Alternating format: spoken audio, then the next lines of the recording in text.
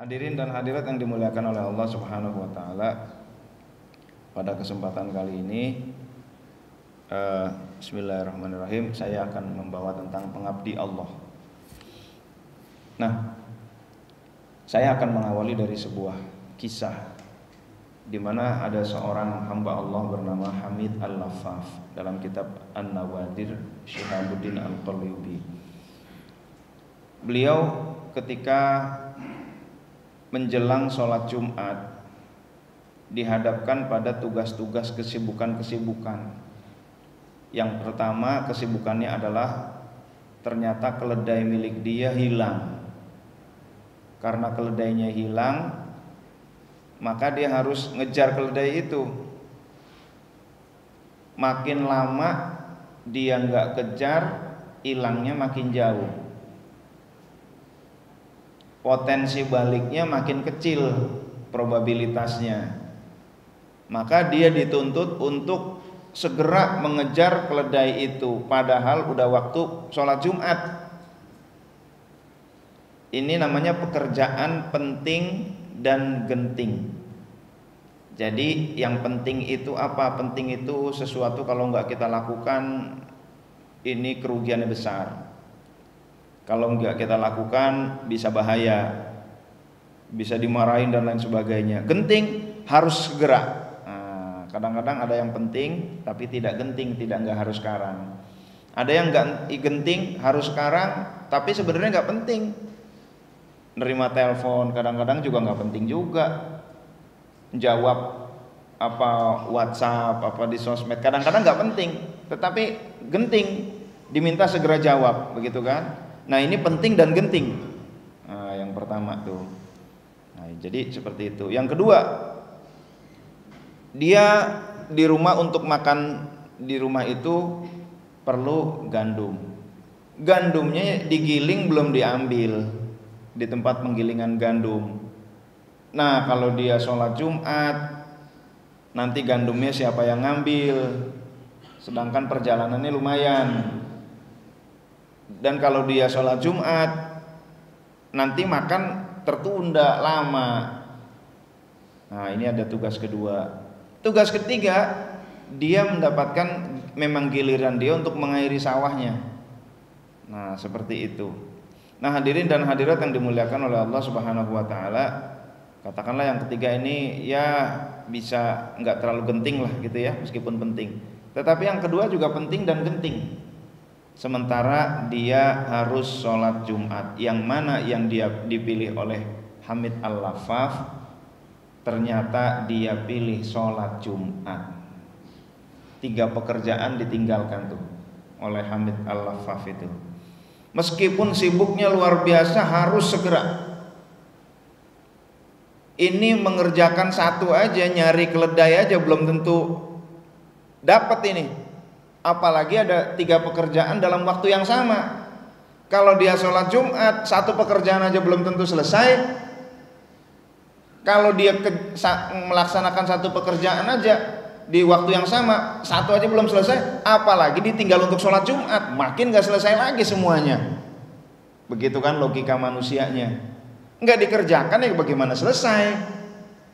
Nah, dikerjakan aja belum tentu selesai, apalagi ditinggalkan, lebih gak selesai lagi. Akhirnya beliau sholat Jumat. Udahlah, ilahi anta maksudi wa ridhaka matlubi a'tini mahabbataka wa ma'rifataka. Dah, bismillah sholat Jumat. Pulang sholat Jumat sampai rumah, tahu-taunya ada keledainya. Loh, keledainya udah ada di rumah nih. Tahu-taunya istrinya udah masak roti. Lah roti bagaimana, orang gandumnya belum diambil. Tahu-taunya sawahnya sudah terairi. 3 pekerjaan ini ternyata udah selesai. Gimana ceritanya nih? Ditanya kepada istrinya, Bun, itu gimana ceritanya kok keledai kita udah nyampe rumah? Iya, tadi aku lagi di rumah tiba-tiba seperti ada yang gedor-gedor pintu. Krok-krok, gedor-gedor, apa nih? Pas dibuka ternyata keledai kita. Nah, itu.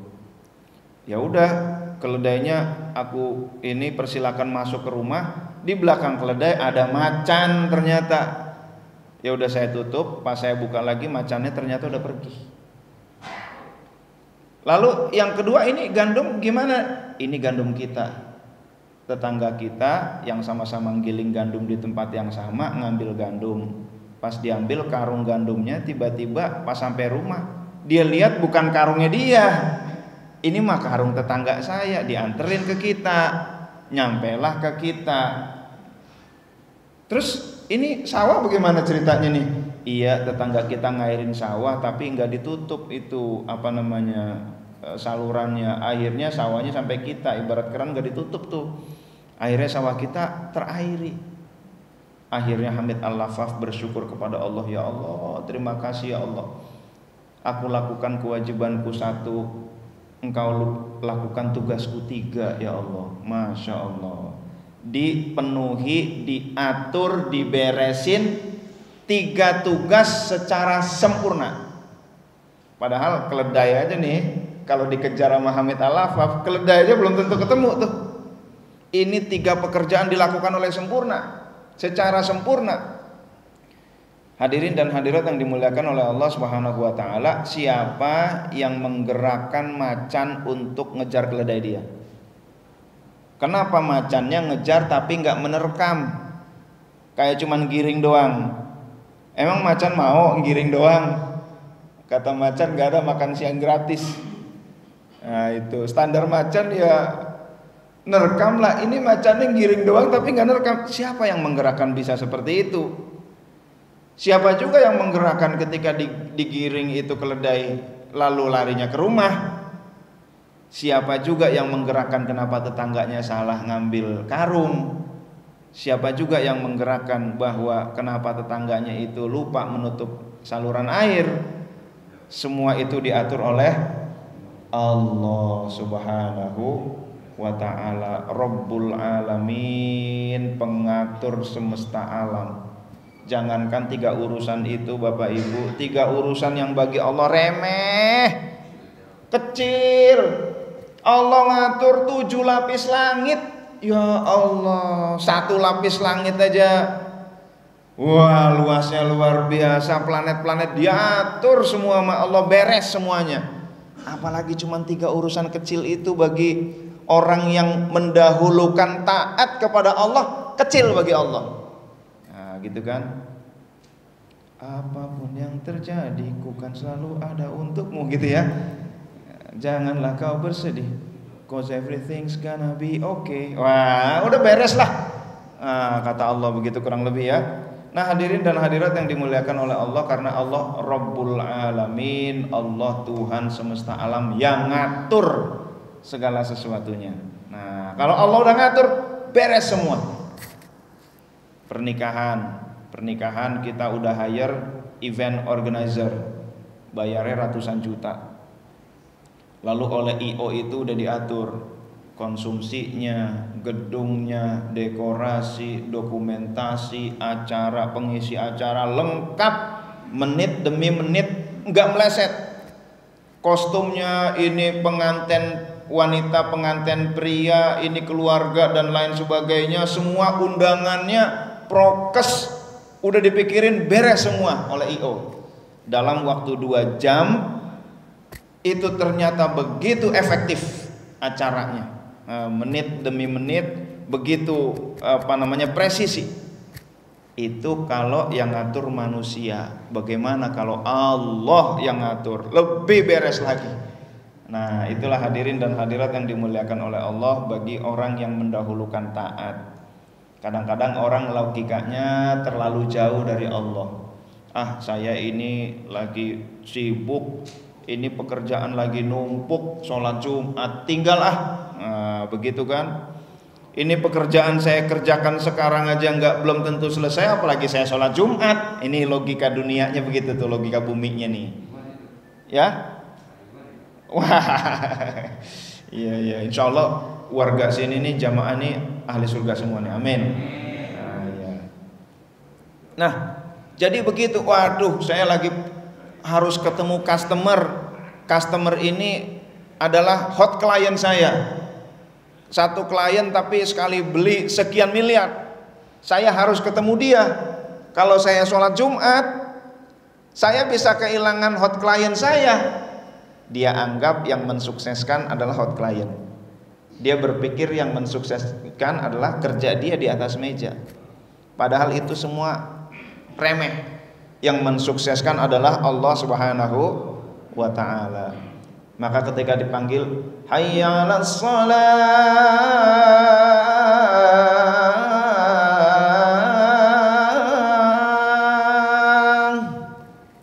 dipanggil sholat sama siapa? Sama Allah Subhanahu wa ta'ala melalui khalifahnya di muka bumi. Siapa? Manusia.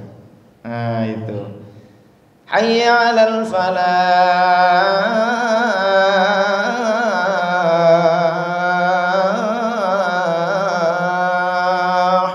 ayo yuk menang, yuk sukses, yuk hayya 'alal falah, yuk mau berhasil nggak, mau menang, mau sukses, mau jaya, ayo mau diberikan kemudahan, ayo. Nah hayya 'alal falah dipanggil tuh. Nah hadirin dan hadirat yang dimuliakan oleh Allah Subhanahu wa ta'ala, jadi penentunya sedang memanggil kita. Penentu kesuksesan sedang memanggil kita. Mau sukses? Yang lagi kerja mau sukses sini. Nih. Yang lagi bisnis mau sukses. Nih.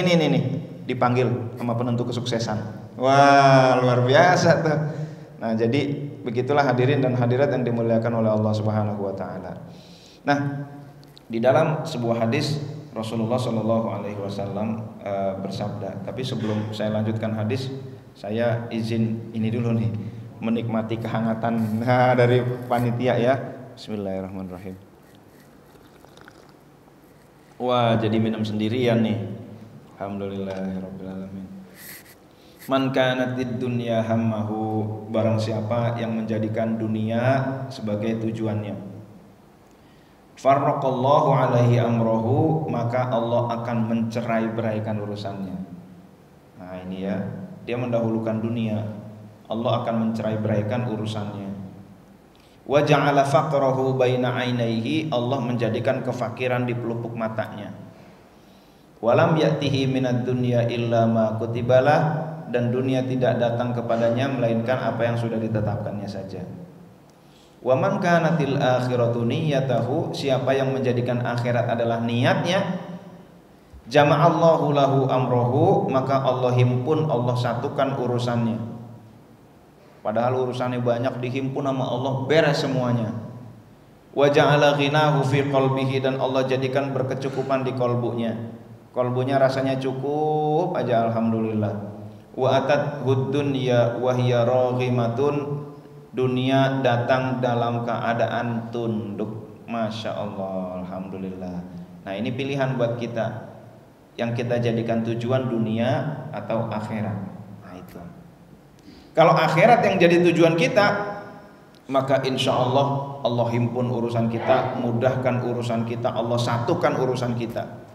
Satu hal tetapi yang terlaksana, yang terselesaikan beberapa hal, begitu kan? Allah himpun, jama'allahu lahu amroh. Jadi waktunya justru jadi berkah. Saya nggak mau baca Quran. Kenapa? Baca Quran makan waktu. Terus ya kalau baca Quran berarti banyak pekerjaan yang saya tinggalkan. Ini kan logikanya begitu. Saya nggak mau berlama-lama sholat. Saya nggak mau berlama-lama zikir. Kenapa? Pekerjaan numpuk. Kalau saya berlama-lama zikir, ya pekerjaan ditinggalin. Enggak ditinggalin aja belum tentu selesai, apalagi ditinggalin bersolat berjamaah, lalu zikir berjamaah. Lah, bagaimana ceritanya nih gitu kan? Padahal justru Allah himpun urusannya. Tau-taunya gampang aja, tau-taunya selesai aja. Suatu saat ada sebuah BUMN ya, BUMN rapat gagal maning, gak ketemu-temu tuh rapat. Akhirnya kata manajernya, udah deh gini, ini udah maghrib, ayo kita sholat jamaah deh, kita doa bersama deh, kita zikir bersama di musola. Akhirnya ditinggalkan rapat, sholat maghrib, ayo jangan lupa tim kita zikir berjamaah, zikir. Setelah zikir balik lagi rapat ya, makan, lalu balik lagi rapat. Yang dari pagi nggak selesai, habis sholat isya selesai urusan. Ya Allah, alhamdulillah. Ini nih, jama'allahu lahu amrohu.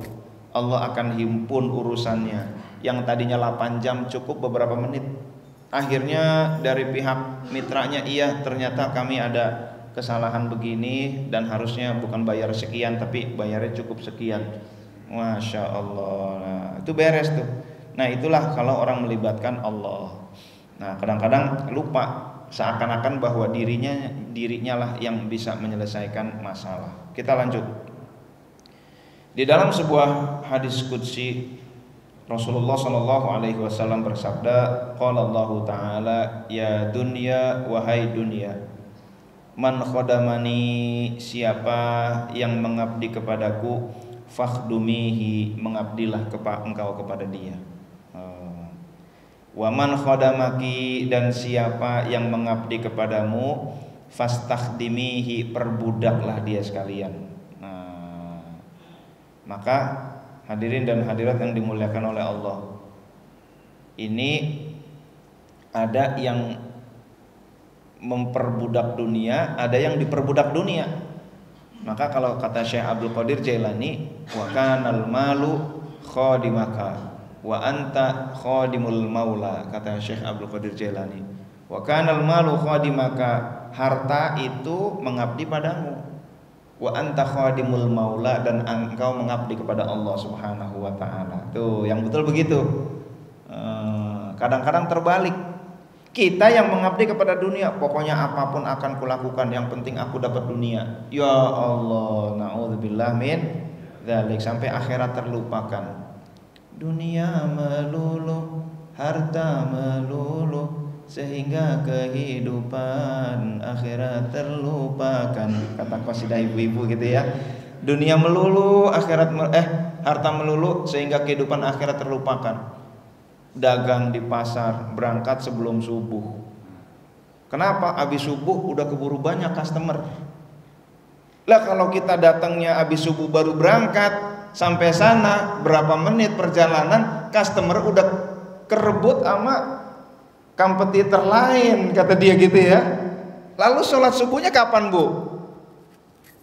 Nah ini dia nih masalahnya. Sholat subuh ditinggal demi mencari untung 1.000, 2.000, 100.000, 200.000. Padahal kata Allah kecil. Hayya 'alal falah, mau untung gede. Hayya 'alal falah, mau sukses, dipanggil. Nih sama penentu kesuksesan. Nah jadi begitu. Penentu kesuksesan bukan di pasar. Penentu kesuksesan sedang memanggil kita. Nah itulah. Nah hadirin dan hadirat yang dimuliakan oleh Allah Subhanahu wa taala. Jadi ini terjadi ya pada diri saya ketika saya bisnis, apa aja itu bisnis ya, mau palet, parcel, mau kayak model leasing, mau ayam, kambing, sapi, gagal maning, priband Giason. Wah pokoknya saya cari duit sebanyak-banyaknya. Saya silaturahim. Wah menamakan diri silaturahim, sebenarnya prospecting. Nah prospecting, kemana-mana saya jelajahi, pokoknya cari duit yang sebanyak-banyaknya. Tapi ternyata gagal maning. Kontrakan aja nggak bisa bayar, begitu. Makan sepiring berdua, saking romantisnya. Bukan saking romantisnya, karena nggak bisa. Ya Allah, utang banyak. Akhirnya bismillah deh kalau begitu. Udahlah, saya kapok jadi pengusaha. Bukan pengusaha ya, pengusaha kan gede, pedagang. Saya kapok deh jadi pedagang. Udah saya ngabdi aja kepada Allah. Saya menjadi petugas Allah. Saya menjadi pegawai Allah. Nah, terserah Allah dah. Pokoknya saya ngabdi kepada Allah Subhanahu wa taala. Giliran saya niat begitu, dapat tawaran bisnis. Ya bisnis. Dari kemarin kita udah capek bisnis, gagal maning. Ini ada lagi tawaran bisnis, ya malah kita lagi pengen fokus di dakwah, pengen mengabdi kepada Allah. Saya canangkan inna sholati wa nusuki wa mahyaya wa mamati lillahi rabbil alamin. Pokoknya aku serahkan hidup dan matiku kepada Allah Subhanahu wa taala. Serahkanlah hidup dan matimu, begitu ya. Serahkan pada Allah semata. Udahlah, bismillah, saya serahkan kepada Allah Subhanahu wa taala. Ada tawaran bisnis. Ya, kita lagi barusan kita pindah dari usaha ke berdakwah, tawaran bisnis. Tapi nggak apa-apa deh, saya nggak mau tutup mata dulu. Saya nggak mau menutup mata dulu. Jangan-jangan ini memang pesan dari Allah, begitu kan? Nah, kita nggak ngerti. Ternyata ada temen, bukan akrab juga, bukan akrab tapi nawarin bisnis. Lalu, ya karena nawarin bisnis saya nggak menutup mata dan saya juga nggak terlalu berniat banget. Akhirnya saya pertemukan dengan kakak saya, ketemu deh sama kakak saya deh. Pas ketemu kakak saya ternyata bisnis mau dieksekusi. Saya diajak, kan yang mempertemukan. Oh iya, oke lah kalau begitu. Wah, diajak. Lalu lama-lama lo kok tumbuh, berkembang, lalu menjadi membesar loh. Kok begini ya? Alhamdulillah. Jadi akhirnya saya waktu bisnis terus berjalan. Alhamdulillah, on the bisnis sudah running. Bahkan ketika saya safari dakwah kemana berapa hari, belasan hari, pulang-pulang dapat bagi hasil. Wah, ini paling enak nih. Training, naik turun gunung, dakwah kemana-mana, bawa genset, bawa proyektor, bawa layar, bawa sound system ke kampung-kampung yang gak ada listrik, lalu ke tempat-tempat bencana, pulang dapat profit sharing. Dunia tunduk sama kita. Ya Allah begini ya. Kalau begitu memang betul tuh, yang mengabdi kepada dunia ya diperbudak dunia. Udah waktunya habis diperas sama dunia tuh. Giliran kita mengabdi kepada Allah, dunia datang dalam keadaan tunduk sama kita. Ya Allah, kata orang-orang tip, lo jadi orang enak banget. Emang kenapa? Ya lo kerjaannya training cuman ngomong dihormatin, makanan enak, tiket dijamin, udah gitu dapat fee pula gitu kan sebagai trainer, namanya trainer di BUMN gitu kan. Lalu pulang-pulang dapat profit sharing, lo jadi orang enak banget lo tip, kata dia gitu ya. Kata teman-teman, ya Allah, barangkali wallahu a'lam, mungkin setelah saya lihat nih, saya perhatikan, setelah saya hijrah, udah deh, barangkali niat saya salah, niat saya dunia terus kemarin tuh. Sekarang saya ubah deh, bismillah, saya niat mengabdi kepada Allah Subhanahu wa taala totalitas. Safari dakwah nggak dapat apa-apa. Orang anggapnya wah, dinas luar kota dapatnya berapa tuh? Sehari aja sekian, ini keluar belasan hari pulang kagak dapat apa-apa. Dianggapnya wah tebel nih, keluar kota mulu, nggak dapet. Tapi awalnya begitu gitu ya. Awalnya begitu, tapi Allah ngatur. Udah tip, lo tenang aja, cause everything's gonna be okay, kata Allah gitu ya. Beres semua. Jama'allahu lahu amrahu. Allah himpun urusan rumah tangga beres, urusan pendidikan anak beres, urusan ekonomi beres, urusan ini beres semuanya.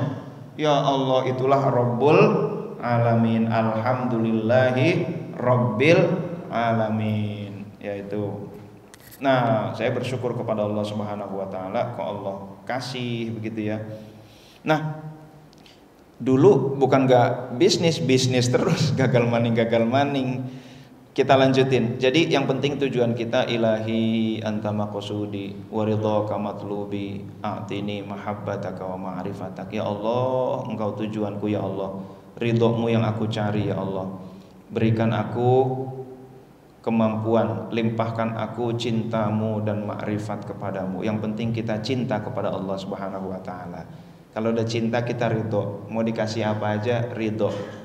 Kalau udah cinta mau dikasih apa aja enak. Yang namanya yang kita cintai, yang masak air aja manis. Air putih aja terasa enak. Begitu ya. Apalagi yang lain-lain luar biasa tuh. Kalau udah cinta, udah segalanya udah serba nikmat deh. Wah, hidup jadi nikmat nih. Kalau kita sudah cinta kepada Allah Subhanahu wa taala. Ini jadi luar biasa, masyaallah ya. Nah, hadirin dan hadirat yang dimuliakan oleh Allah Subhanahu wa taala, kita lanjutin lagi ya. Di dalam surah Al-Qasas ayat 77 Allah berfirman, a'udzubillahi minasyaitonirrajim. Wabtaghi fima ataka Allahu ad-daral akhirata wa la tansa nasibaka minad dunya. Wabtaghi, dan carilah fima ataka Allah, apa yang Allah anugerahkan kepadamu, ad-daral akhirah, kebahagiaan negeri akhirat, cari akhirat. Wala tansa nasibaka minad dunya, dan jangan kamu melupakan bagianmu dari kenikmatan dunia. Cari akhirat, tapi jangan lupakan ukuran-ukuran dunia. Bisnis untuk akhirat, untuk membangun akhirat. Kenapa? Karena akhirat miliaran tahun, triliunan tahun, di dunia mah paling beberapa tahun. Tapi jangan lupakan ukuran-ukuran dunia. Kamu juga butuh makan di dunia. Kamu juga perlu men-set profit, karena tanpa profit nanti bisnisnya bisa-bisa nggak sustain, nggak berlangsung lama. Nah, maka ukuran-ukuran duniawi jangan dilupakan. Jangan bisnis begitu, udahlah saya kasih aja semua, lantar bagaimana, begitu kan? Nah, itu perlu ukuran-ukuran dunia juga diperhatikan juga. Rasulullah Shallallahu Alaihi Wasallam ngukur siddiq, amanah, tabligh, fatonah. Ini fatonahnya ya, cerdasnya beliau nih. Beliau dagang ke luar kota. Beliau umur 12 tahun udah dagang tuh. Ini umur 12 tahun kayak gimana nih? Kayak beginilah ya. Nah, santri-santri ini ya. Umur 12 tahun beliau udah dagang ratusan kilometer bersama Abu Thalib pamannya. Nah, suatu saat ketika beliau berdagang umur 17 tahun udah luar biasa dagangnya. Ketika beliau umur 25 tahun kan nikah. Sebelumnya beliau tuh dagangnya luar biasa. Ketika beliau berdagang, lalu di sebuah daerah ada orang-orang yang gak seneng, ini Muhammad ini terlalu dominan, ini orang-orang senengnya beli sama dia, kita hancurin. Dihancurin lah oleh orang-orang yang gak seneng sama Nabi ya. Gimana caranya? Kita dagang produk yang sama, deket lapaknya sama dia, kita hancurin harga, kita rugiin gak apa-apa dah. Yang penting dia gak ada yang beli. Akhirnya sepakat ini orang-orang, lalu dagang sama-sama, ikut rombongan dagang deket dulu ini ya, dekat Nabi Muhammad SAW. Dia dagangnya deket situ. Pas dagang deket situ, harganya murah. Coba kita lihat dia berhasil gak kali ini dagang. Kita branding aja dulu bahwa toko kita toko yang murah gitu, dengan kualitas yang bagus. Ternyata betul mereka, orang-orang pada beli ke mereka ini. Nabi Muhammad SAW barangnya kagak dibeli. Tuh, gua katanya juga apa kata mereka. Habislah itu, besok-besok kita dagang, kita bisa dominan, kalah dia sama kita. Nah, itu. Ternyata pembelinya banyak, habislah barang dagangan kompetitornya Rasul. Rasul barangnya masih utuh. Tapi karena pasarnya besar, konsumen-konsumen lain kehabisan barang dia, lalu dibelilah barang-barang Rasul dengan harga yang standar. Keuntungan dia sedikit, tetapi yang penting ada keuntungan. Wala tansa nasibaka minad dunya, jangan lupakan ukuran-ukuran dunia. Dagang itu perlu profit untuk sustain. Akhirnya barang Rasul habis juga. Sampailah ke Mekah. Apa yang kata orang-orang itu, sekian banyak orang yang dagang, yang untung cuman Muhammad. Kata mereka begitu ya. Akhirnya yang berhasil siapa? Nabi Muhammad SAW. Kenapa beliau tetap berhasil? Beliau fatonah, cerdas, pakai strategi. Dilihat berapa sih kemampuan ininya, kapasitas ini kompetitor kita. Oh segitu, iya. Pasar udah dideteksi sama dia, udah sama beliau, udah di mapping. Pasar itu market size-nya, ukuran pasar segitu. Kompetitor cuman segitu, berarti masih banyak pasar yang nggak dapat barang dia. Tenang aja, gitu ya beliau ya. Menang lagi beliau. Fatonah, cerdas beliau, punya strategi. Dagang nggak sekedar dagang, wah dia harga segitu, kita banting. Tak dulu, tenang, begitu kan? Beliau udah pelajari pasar, itulah market research. Jadi beliau itu market research-nya sudah luar biasa, market size-nya begitu, kompetitor segmen pasar dia berapa, segmen pasarnya ngambil segmen pasar ini, lalu market share yang kira-kira dia dapat berapa tuh, oh cuman sekian persen, market share masih gede. Nah luar biasa beliau Fatona. Kita lanjut ya. Iya, alhamdulillah, karena saya ada kajian Isrok juga nih, ya Allah ya. Mudah-mudahan pada sehat kita ya. Habis kuliah subuh, kuliah Isrok, tapi nanti saya pulang dulu. Ibadah itu kan tadi pengabdi Allah di abdi dunia. Ibadah itu berasal dari abada ya'budu ibadatan. Kalau menurut Ibnu Taimiyah, apa sih ibadah? Ibadah itu adalah ismun jami'un likulli ma yuhibbuhullahu wa yardahu min aqwalin wa af'alin batinatan wa zahiratan. Begitu kalau kata Ibnu Taimiyah. Saya ambil definisi dari Ibnu Taimiyah karena ini definisi yang bagus lah ya. Ismun jami'un, sebuah nama yang mencakup likulli ma yuhibbuhullahu, apapun yang dicintai Allah, wa yardahu, dan Allah ridho, itu ibadah. Min aqwalin wa af'alin, baik ucapan maupun perbuatan, batinatan wa zahiratan, baik itu batin maupun zahir, ucapan batin maupun ucapan zahir, perbuatan batin maupun perbuatan zahir. Emang perbuatan batin bagaimana? Suudzon, ini kayaknya nih ustadz kagak bener nih, begitu kan? Itu udah perbuatan batin, tapi ini insyaallah ahli surga semua. Perbuatan batin apa? Sombong, ujub nggak perlu orang lain. Kayaknya gue paling hebat nih, kayaknya gue nih, gitu kan? Kayaknya gue paling soleh nih. Nah ini ujub nih. Nah jadi itu batinatan wa zahiratan. Nah itu ya. Namun secara bahasa ibadah itu menyembah, tapi bukan hanya menyembah, membaktikan, mendedikasikan, menservis. Jadi kita mendedikasikan hidup kita untuk Allah Subhanahu wa taala. Kita dedikasikan bisnis kita untuk Allah Subhanahu wa taala. Maka diatur oleh Allah Subhanahu wa taala. Nih saya bisnis gagal maning, nggak benar lagi, rugi lagi gimana? Jangan-jangan bisnisnya nggak ini kalau udah hampir selesai begini ya, didedikasikan untuk Allah Subhanahu wa taala. Nah jadi seperti itu. Ini bagi orang-orang yang mukmin ya. Kadang-kadang ada yang istidraj gitu. Siapa ya mereka ya mukmin enggak, tapi kok kaya, kok berhasil. Jangan salah. Di balik pemberian ada rahmat, ada laknat. Nah, jadi ada yang udah kasih aja, udah biarin aja, udah kasih aja. Di dunia dia minta apa? Udah kasih aja. Ntar di akhirat kita setrika dia, gitu kan? Udah biarin aja gitu. Tapi ada yang, wahai hambaku, aku nggak mau ngasih di dunia, ntar udah aku siapin buat engkau di akhirat. Nah, kadang dibalik nggak ngasih malah rahmat, dibalik ngasih malah laknat. Nah begitu ya. Nah hadirin dan hadirat yang dimuliakan oleh Allah Subhanahu wa taala. Masih lama ya? Oh masih lah. Kalau gitu minum dulu ya. Ini salah mulu ngomongnya ntar. Bismillahirrahmanirrahim. Setengah jam lagi, Masya Allah.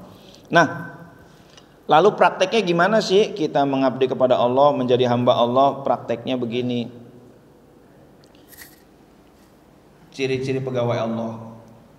Jadi kita niatnya ketika kita bekerja, kita niatkan, ya Allah, aku bekerja sebagai marketing perusahaan ini. Perusahaan ini adalah perusahaan yang provide misalkan buku-buku, alat tulis buat pendidikan. Ya Allah, berikanlah aku kemudahan ya Allah. Mudah-mudahan pekerjaanku ini adalah pekerjaan yang memberikan manfaat kepada banyak orang ya Allah. Terimalah amal ibadahku. Nah gitu kan. Ya Allah, aku bekerja adalah dalam rangka menafkahi keluarga ya Allah. Keluarga adalah titipan dari Engkau ya Allah. Maka ketika aku bekerja, sesungguhnya aku sedang ngopeni amanah dari Engkau ya Allah.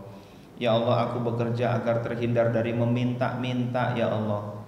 Engkau memerintahkan kepada kami untuk memiliki izzah harga diri. Kami tidak ingin meminta-minta ya Allah. Maka aku bekerja ya Allah. memang aku udah pensiun, misalkan begitu ya. Sekarang lagi musim nih pensiun bisnis, pensiun tetap mengkaryakan diri ya. Apa tuh namanya istilahnya, saya lupa tuh. Nah, jadi seperti itu, niat nolong orang, niat menafkahi keluarga, ini jihad nih. Niat ngopeni amanat dari Allah, titipan dari Allah. Niat menghindarkan diri dari meminta-minta. Nah, begitu. Ini niat dulu, habis niat kerjanya gimana? Kerjanya sambil kerja dia sambil berzikir kepada Allah Subhanahu wa taala, beresin barang dagangan sambil berzikir la ilaha illallah, la ilaha illallah, la ilaha illallah. Beres-beres dia la ilaha illallah. Apalagi pas bulan Maulid nih, kita perbanyak sholawat Nabi atau kita perbanyak baca Al-Qur'an bagi santri-santri yang murojaah.